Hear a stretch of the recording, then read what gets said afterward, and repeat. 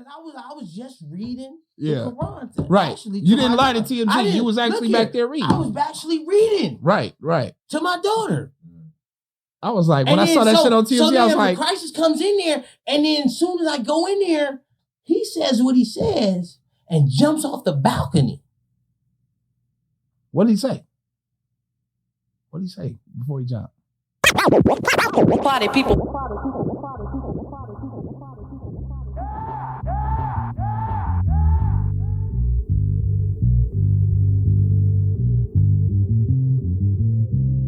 Welcome to Fresh to Death. I am half of your listening pleasure. I am Big Phil, a.k.a. Northside Itchy. I am SP Fresh across all social media platforms. In all ways, what's cracking world? Hey, we got a special treat for y'all. We got one of my good homeboys from the dirt up, you know what I'm saying? Yeah. West Coast Killer B. He's in the building. He's a Black Knights of the North Star, and we call him the Rugged Monk, a.k.a. Boston. Spell my name right, because I'm coming to dinner. That's right. What's good with you, Monk? Oh, man, maintaining, but keeping my head above water, still building and adding on. That's right. That's right. Because sometimes you tell a person, "Oh, you maintaining," they be like, "Oh man, you just stuck still." No, I'm just relaxed. I'm relaxed. I'm in a nice, comfortable state. Right. You know. Shit, I don't know how you maintain. I don't know how you maintain. Is a good thing. It's a good thing over here. There is an alternative. Exactly, because I'm not exceeding my speed, or I'm not a vegetable turning it up. Kind of just like in the moment, like enjoying the shit. Oh, yeah, because, one thing is I fly under the radar, but I'm too fly to be undetected. Hey, man, Fresh to Death family, I know y'all done heard the almighty Black Knights. I already know y'all done heard the album, but if you haven't, you know what I'm saying, go get that motherfucker, go listen. You know what I'm saying? It ain't nothing but gems on there. We got West Coast lyricists, you know what I'm saying, that's spitting. West Coast. Been spitting, vicious. You know what I'm saying? So we do this. And everybody on the West know about them, fuck with them, corrupt, everybody. We had the homie Tucson in here. The other day? He said, "What up, Monk?" Tucson. Shout out. Saludos. Saludos, Tucson. If you listening, much respect, He will be, yeah.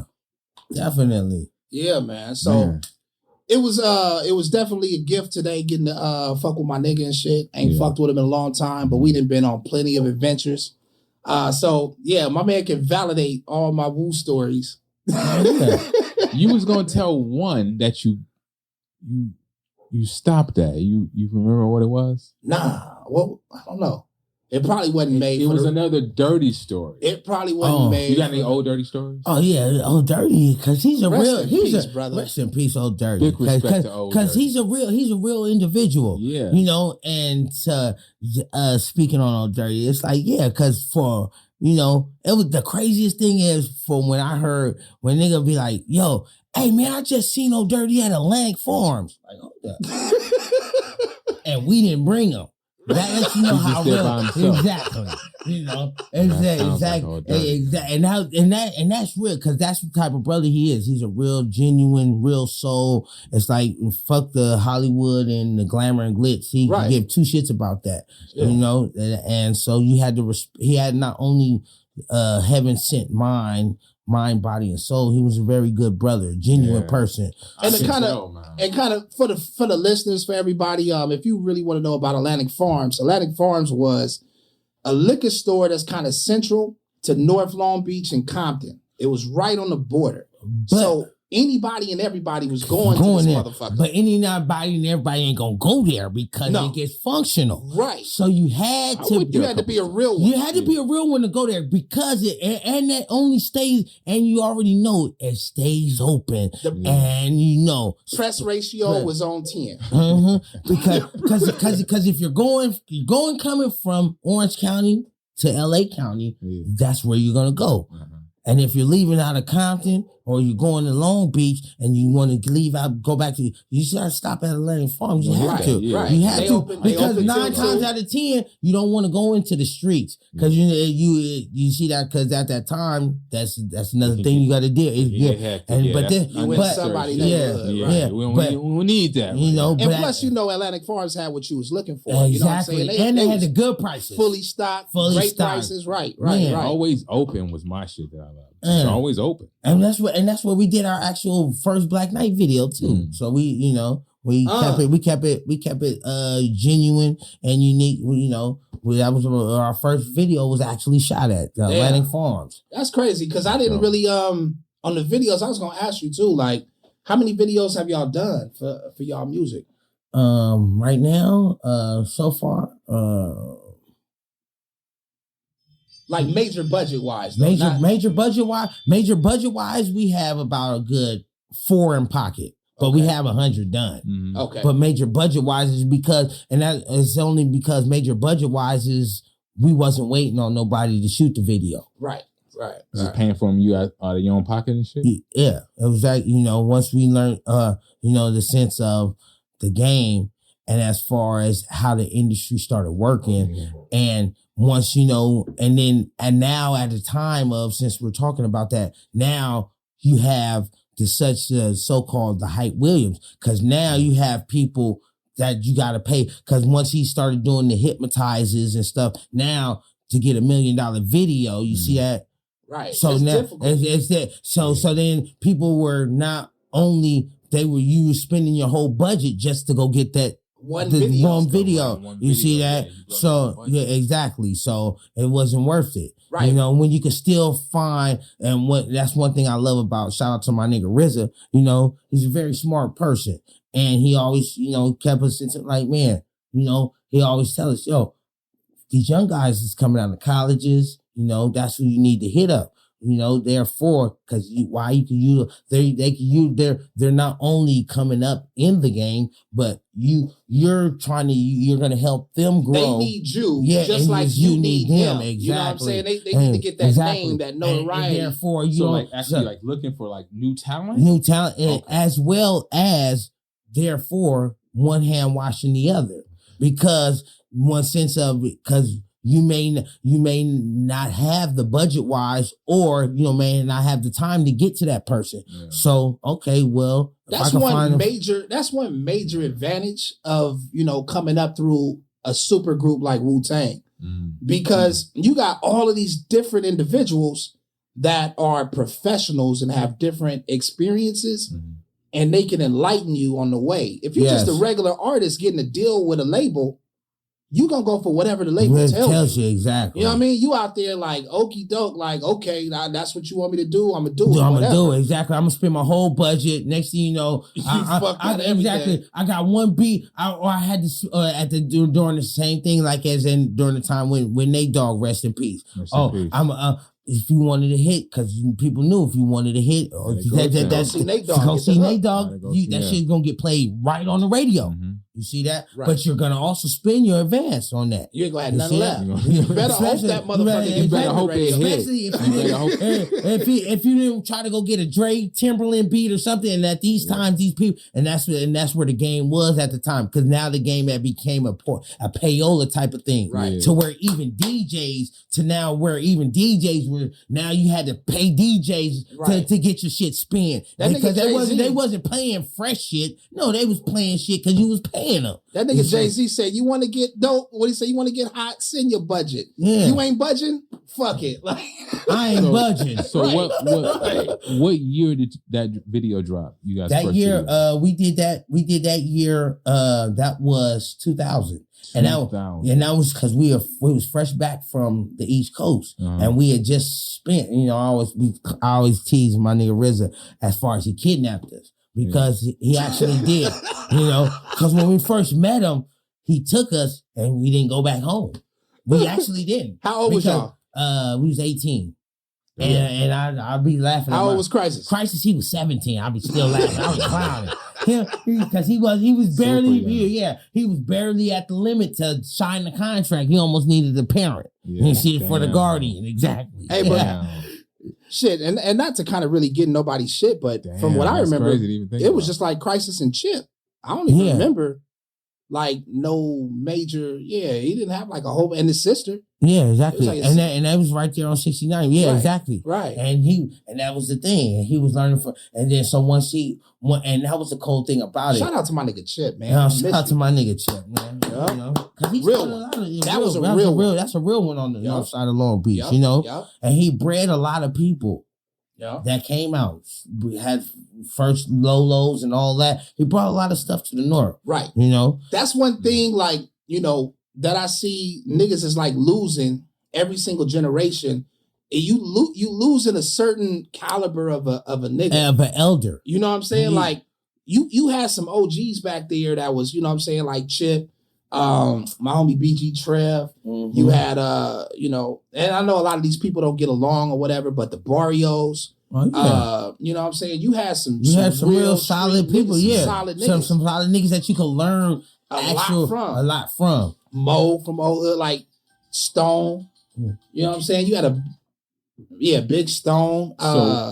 So what happened? How did the disconnect happen, you think? Because people don't pass on information. They don't groom the next generation right. And this new generation, they are the sense of you got to realize it was a lot of our elders that we're talking about. Now we're going through the sense of it was a high gangbang was at an all-time high. So a lot of them was getting locked up or they was dying.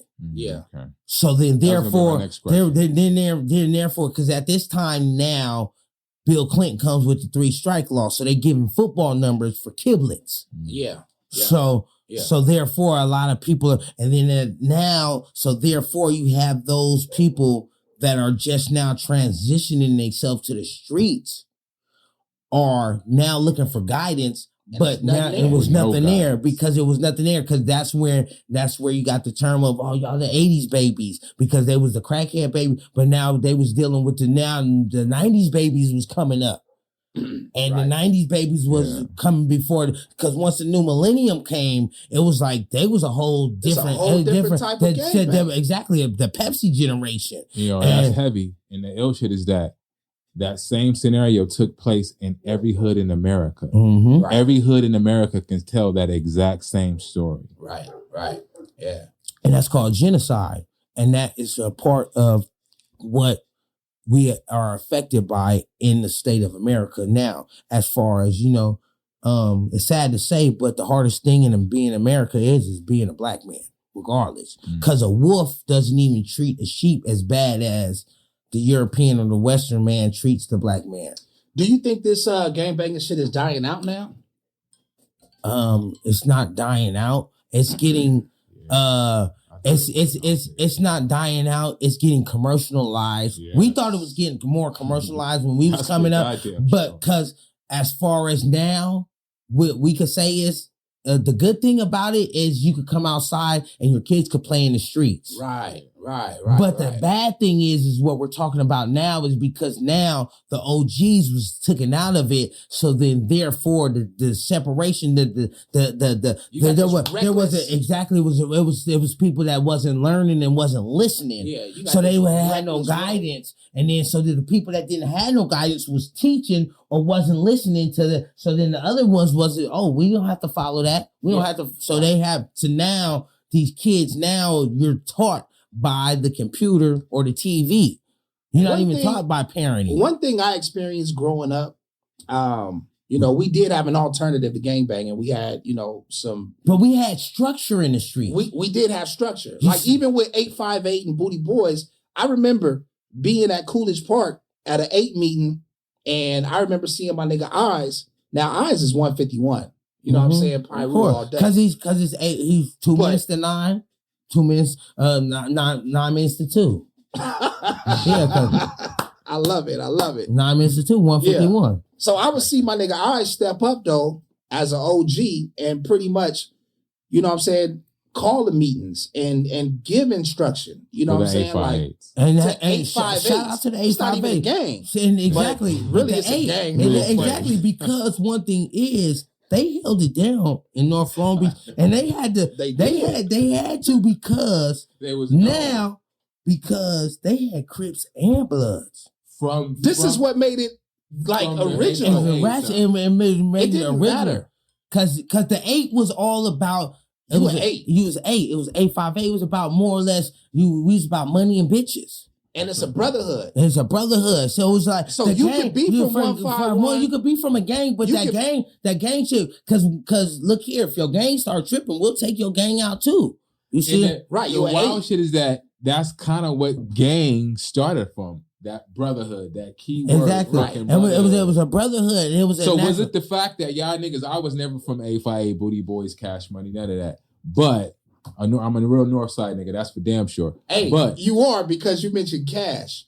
I remember Cash Mob was Cash Mob, it was the trio. Mm-hmm. Yeah, it was and the then trio. and then Eights and Cash, you know what I'm saying, got into it, whatever. But that's what that exactly. Was. So listen. And so a lot of the Cash Mobs now they turned Compton. Yep.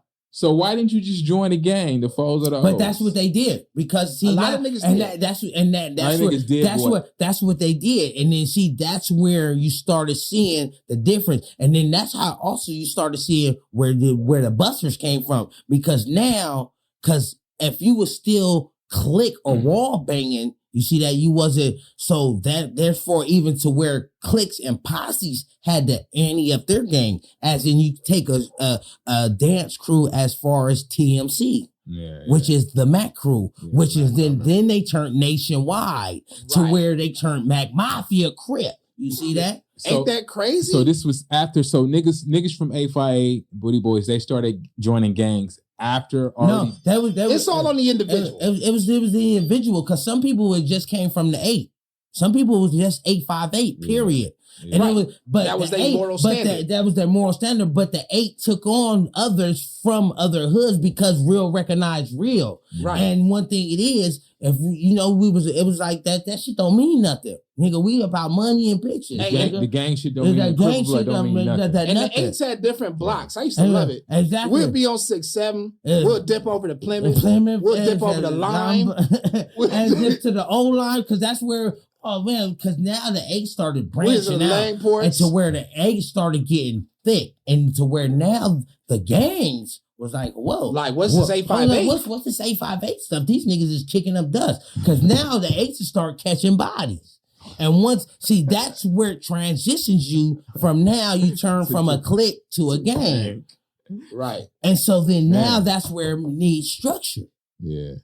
Man. So you had big homies as in Suave, as in Kenny Mac, as in Big Mark, as in Big Eyes. Giving the 8 structure and guidance. Giving the 8 structure and guidance. Yep. You see that? So you needed that. So then therefore, if those individuals or those kids that are coming up don't have that, then you see that, then there's no guidance. They don't, then they make, they're making their own rules as they go along. And them shits it's reinventing the wheel and it's doing it in the worst way. And it's doing it in the worst way to where, as in already, first off, you already knew gangster, he moves in silence. But these gangsters nowadays, they on Instagram, Facebook. Telling you everything. We finna get these man. They doing the police work for themselves. I go through rabbit holes on YouTube. But that's why I said, I thought this gangbanging shit was dying out too. But I'm like, nah, it's like it's just different. It's just different. It's just different. And now the police is watching entertainment. The police spend their time on Instagram and Snapchat. They watching videos. Come on, man. They watching the police is buying the police buying your mixtape, my nigga. Exactly, because they know and they taking you spot. They dissect this is where we hang out at. And they gonna prosecute you in the court for that. Right. Line by line. Oh, you said this in this fashion, and this is exactly how it played out. And these niggas is so dumb. Confession. And they so dumb is because at least the MC, because you have rappers and MCs, but the MC, at least he will change face to save grace or to protect the players that was in the actual real situation, as far as and a person like Bobby Smurder who talks about everybody who just did this. Not only that, he does a drive-by and then does a performance at the Madison Square Garden in the same outfit. Who does that? You see that? Really and real. Man. No, that's when keeping it real goes wrong. Right. You see that? You can't say that. That's not motherfucker. real because That's real stupid. Real stupid. stupid. That's called world's dumbest criminal because you just told on yourself. Because hold on, sucker, you just went and shot somebody. You didn't go change, right? And then go get on the Madison Square. You on the big jumbotron, nigga. So everybody's seeing. So it's not hard. So even the world's type flight cop. Hey, we got one. Hey, he's here. He can get the stripes off of bringing you in because hey. Right. Because nobody, the other cops is out there looking for you. And the one that wanted the desk duty cop, he's right here. You see that? Now next thing you know, he's promoted. Exactly. I'm getting promoted. Come on now. That's how easy, but that's how the game is today. And that's where it's soggy at because that's where they reward you. They reward you for bullshit. Yeah. As in for snitching. Yeah. Hold on, at least I didn't tell him. Cool as fuck now. Yeah, exactly. I didn't tell on my partner. I'm gonna tell. But hold on, you just still told on somebody. Look here, I don't wish jail on my worst enemy. Cause I've been in jail and the penitentiary, and I know what it's like. Ain't that cool? And there's nothing cool. And that's why I haven't went back. Cause when I went, all praises due to Allah. Allah gave me a time to think because He took me out of a spot where I was.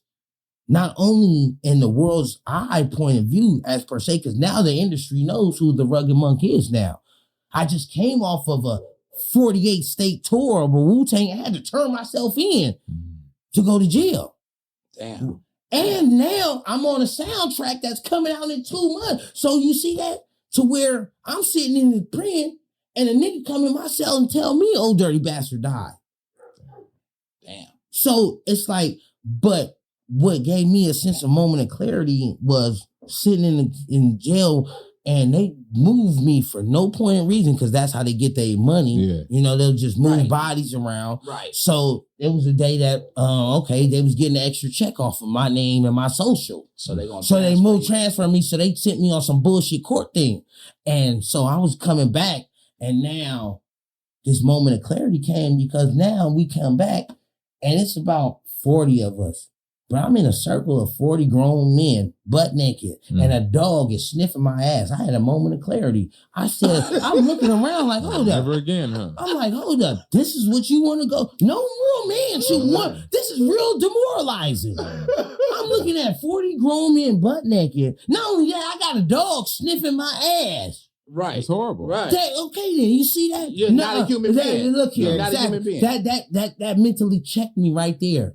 Man, and to where I said, look here, we're not doing this. We're not doing this. No, I want the better side. Exactly. If I don't learn from this, even if I still stay in the underworld or in the black market, the criminal, I'm gonna be a smooth criminal, not what we're talking about now of how we got on this topic of dumb criminals. You see that? And that's what these youngsters are doing. They're being dumb criminals because they're high signing. That's where you got the term studio gangster. And you studioing because you see, nigga, the real gangsters ain't talking about that shit. You ain't going to shoot somebody and going in the booth talking, I just shot somebody. Moved in, I'm smoking. Okay, so Bobby's murder, does he care about rapping? No. Yeah, I think he do. He back, right? Ain't he back? Hold on. First off, did he learn his lesson? First off, if you cared about rapping, you would be more concerned about your penmanship instead of your notoriety. Hands down. Yeah. So it's there's no but. But it's the first lie. Because I could tell you it's a beautiful day, but it's gloomy. Do you see that? But it's a lot of motherfuckers who like him though. The thing is that's not no morals. The thing is, it's a lot of misconceptions on how to be an MC. Mm-hmm. You know, in our school of MCing, you had to learn structure, style, and be good with the pen. In this young man's world, I think they're more concerned about their reputation in the street. Yeah. Mm-hmm.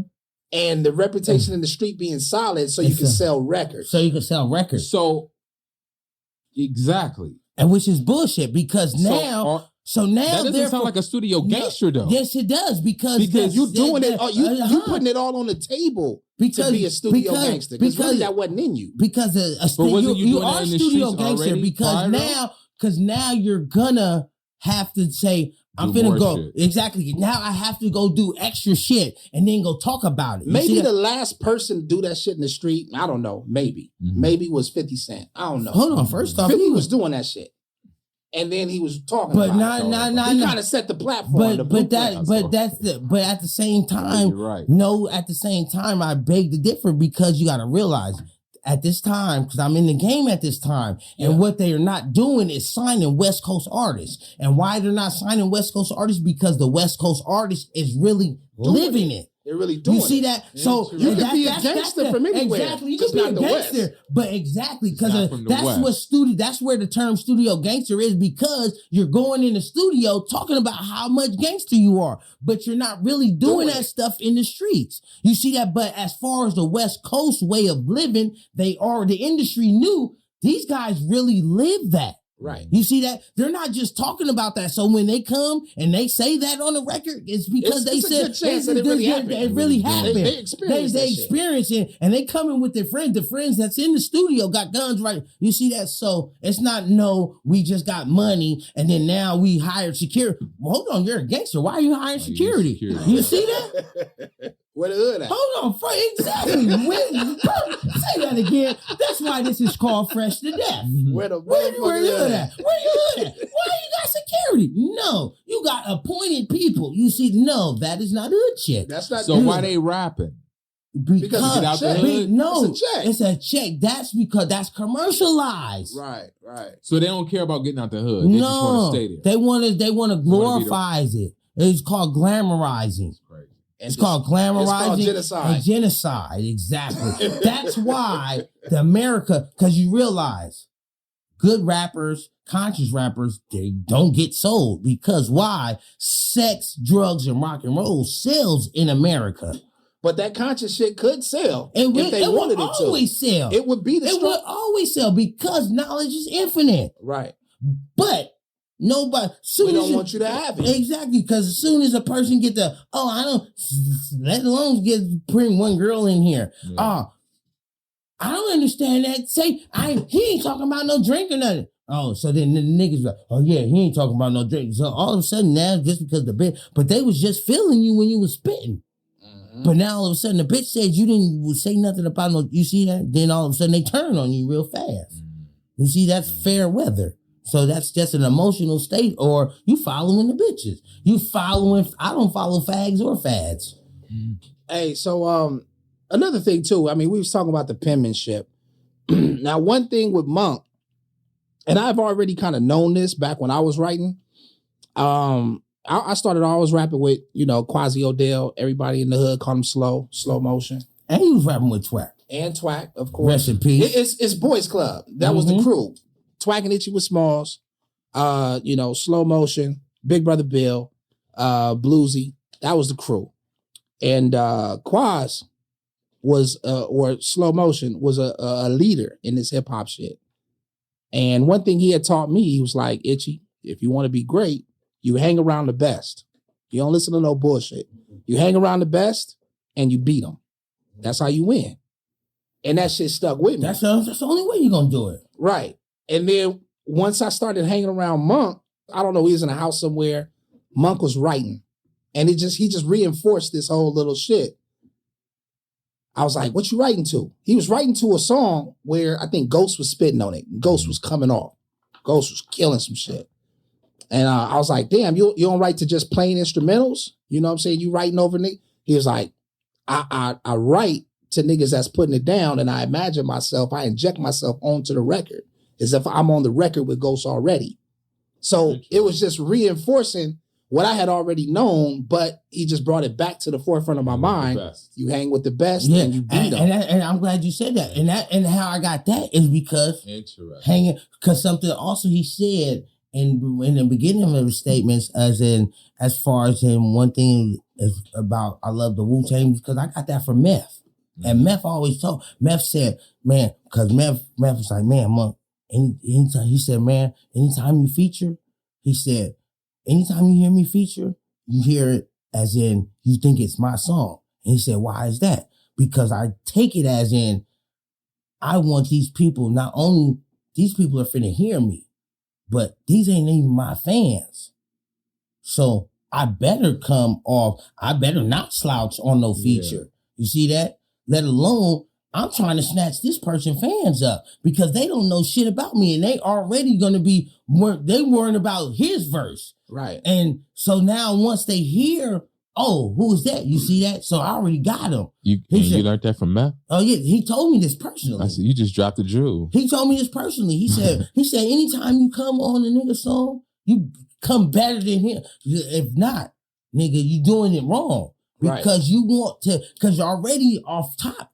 They're going to be listening to, he has a set of fans. Yeah. So they're going to, if you're not saying nothing, let alone if you're not even bringing nothing to the element of that song, you really ain't even going to be heard. You're just going to be another nigga on that track. On the song. You got to elevate it. You see that? Yeah. So as soon as they're not his fans, none of these are my fans, they're his fans, and they be like, who is that? You already got him. What was that white dude? What was it? Fred Durst or somebody that Meth did a record with? Yeah, Fred Durst. Yeah. That just knowing that now makes me look at that record totally different. You know what I'm saying? Explain. That is exactly what, you know what I'm saying, Monk is saying. Like, these ain't my fans. So I got to get on this record and show my ass. Exactly. And I'm going to pick up a whole nother fan base. Exactly. And now, not only now, I'm going to get they fans, because my fans are going to be like, ooh, so you see that? So prior to that, you didn't like that record? No. What did you think about it? The record was good. Yeah. It was a good record. He's just more telling you now of me saying that makes more sense of why anytime you hear why he did it in the first place, anytime you hear Method Man, you hear him. He's showing his verses are always killer. Exactly. When you hear him, but when you hear him featuring, you hear him. Right. You fuck with his albums? Oh, Method Man? Yeah. Of course. Because he has gems in him. Uh-huh. You know? He's always Meth is one man. One thing about that, he always has styles. He is. It's like, and that's one thing I loved about RZA tell you everything, because he even told us this. He's like, MCs. He was like, what? Y'all don't want to be no MCs? I don't really need y'all. I got 9 of the illest MCs. Yeah. You see that? Yeah. He's like, I got 9 of the illest MCs, and I put them together due to the fact of it's because I got somebody for, you think you got somebody for some conscious shit? I got somebody for that. I got somebody for some lyrical shit. I got somebody for that. Everybody, you see, exactly. I got somebody for you. So that's what Wu-Tang is the illest, man. So why did he stretch out though? If he got all these MCs already in pocket. Because he wants, that's another reason why. Stretch out? Well, he branched out because he's always searching for new talent. Because one thing it is knowledge is infinite. Yeah. And as a teacher, you see that, and then you teach. You see that if you take 5 Deadly Venoms, the sixth one was the illest because he learned all the other styles and incorporated his own style. And then brought his own. You see that? Right. The perfection. So, the perfection. So not only do you get to perfect what the teacher know, you know all your brother styles. Right. So you know all their strengths and weaknesses. Right. And you see that? So you get to build on that. So then. Hey, one nigga from the Wu that I like for features, who can't, aside from Meth, Meth did his thing or whatever, but Meth brought out Street Life. Street is hard. That nigga hard as fuck. That's street, and then niggas don't even talk about Street Life, and that's where you can see Meth. That's how Meth still stays. You see that because Meth is still. Go up, but he has a street life. Yeah, with somebody that you see that, and you have your 1-2 punch. You see that, so you're always, even when you're not in the streets, you're still in the street. Yeah, those later Method Man albums, those were dope. What, Meth Lab and all that shit? Yeah, Meth Lab and didn't he make Crystal Meth or something like that? Meth is getting better because people started taking him as he took his pen because he was taking exactly. They started giving the commercial label. So he had niggas be hating because they hate with that. I like to do that because he's back on his pen, and when you got Meth on his pen, he can't Meth ain't no punk. Because one thing is he could get on that commercial shit and eat your ass up. Not only that, he could get on some lyrics. He could touch all ain't. That's what Biggie didn't fold him. Biggie didn't fold That's the only nigga that he outshined. That's the only nigga that outshined Biggie on any record. Everybody that Biggie rapped with outshined. What? Right. Come on now. Biggie didn't fold him. But the what? Meth was the only one on the album, right? Meth actually got him, because I still be listening to that, and it's like, oh, what, Meth, you was not only holding your own, you got him on the you had him like, hold on, Meth, I gotta catch up to what you doing. You see that, and that's the part. Jay-Z couldn't do it. Jay-Z couldn't do that. He was just fitting right in the pocket on that. And you can't do that when you're sucking a nigga's dick. When I say that, and I use that as far as you talking about Jay-Z?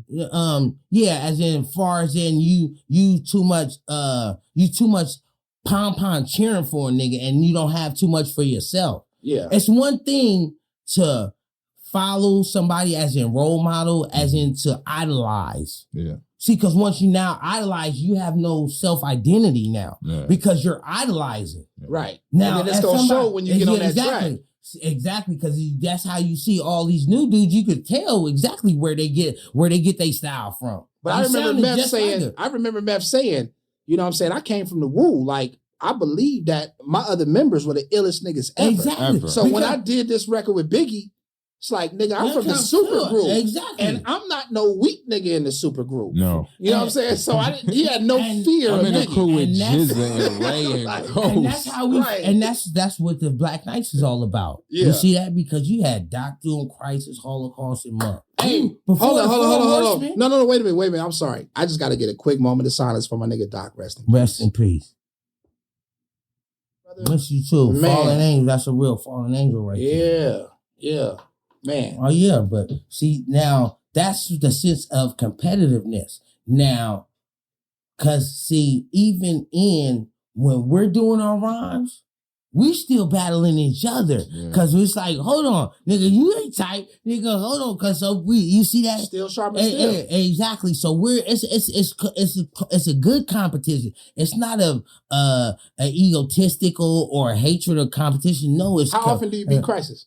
How often? I'm just fucking with you. You ain't got to answer that. How often? No, try to answer that. Now that right a sharpshooter. That's the sharpshooter, exactly. Did you ever have to rewrite your verses? Yeah, because one thing is, because sharpshooter, he'll always tell you, see, because he'll be like, Monk, you saying too much, because he has the sharpshooter flow. So that's where I had to, because I try to say a lot in my shit. Yeah. You know, I got to get my point across. But he's like, no, nigga, you got to take some of them ands and loves out, nigga. Exactly. And then it showed me that, okay, then it'd be more in pocket. Okay. Yes, of course. That I mean, every time I do that, I'm doing the sharpshooter flow, you know? But that's my best friend, you see? So it's like, I learned from him. Not only did I learn from him, it's like I learned from my other group members, as in Doc Doom. That's where I get the aggression and I couldn't be so much that, because I got that from him.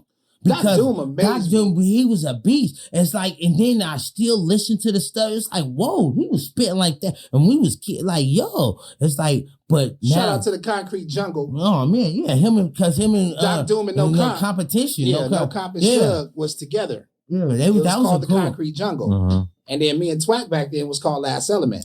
It was Concrete Jungle and Last Element. And so hip hop names. Man, back then, No Comp was kind of like I would say either a Big Boy or an Andre 3000. Yeah, he was, because No Comp was hard. He was hard because at this time now, because I wasn't even rapping, and see, that's why even in my beginning stages of rapping, it was like, even I started saying it even when I was writing. And because once we started signing with RZA was like, yo, I want y'all to really get serious with this and really start writing your rhymes. And that's what I seen. And then Old Dirty even said, because I even asked Old Dirty, because when Old Dirty used to write, he always used to he'll put the universal flag on his the edge on his paper. Yeah. And I'd be like, why are you doing that? And he's, because I'm writing this in the name of Allah, and I'm writing this you see that? It said, I'm writing this for a reason. You see that? Yeah. And it's for you see, yeah. And so it's what I learned something from all everybody. Individually, I learned from all the clan members from something that helped me develop as an artist. Yeah. You see that? So Dirty would do that each time he wrote a rhyme? Well, anytime you write a rhyme, he'll just he's gonna start with that. He'll start with that, boom, put that on the paper because that's what he's writing in there. And I asked him, and he told me because inshallah, God willing. And he's like, and it made sense.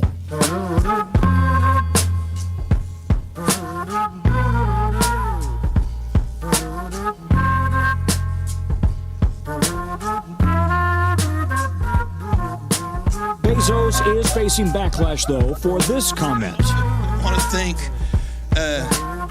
every Amazon employee and every Amazon customer because you guys paid for all this. It's called Whitey on the Moon. And it was inspired. It was inspired by some Whiteys on the moon. So I want to give credit where credit is due.